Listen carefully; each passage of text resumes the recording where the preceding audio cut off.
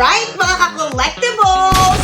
Ka-collectibles talaga. O, diba? Sinasamantala ko na while Oscar is gone. But, eto na. MJ Marfori here and I'm so excited dahil i-collect natin hindi mga laruan kundi mga gamit talaga ng family namin. Ang Insta360 X4 Air 8K 360 Action Cam Air. Literal, mas magaan siya than doon sa nakasanayan nating 360, meaning for the on-the-go moms like me. At syempre, I'm sure hihiramin to ng todo-todo ni Oscar dahil, by the way, konting backtrack lang. Alam niyo ba? Di ba naka-360 talaga siya?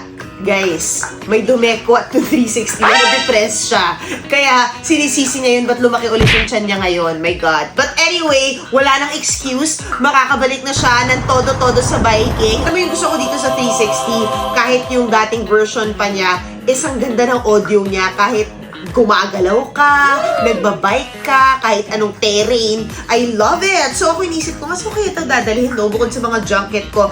Dadalhin ko rin to syempre, yung mga family things na ginagawa namin because this will be so pivotal for it. Actually, yun talaga yung yung silbi ng 360 dahil alam mo yun, hindi ko na kailangan isipin kung naka-horizontal o vertical. Pipiliin ko na lang kung anong format gusto ko and aayon na siya. So there you have it, guys. Ito ang ating bagong Insta360 X4 Air. O diba, pang malakasan pero magaan. I love it. For on-the-go people like us, well, follow along. Ta-ta!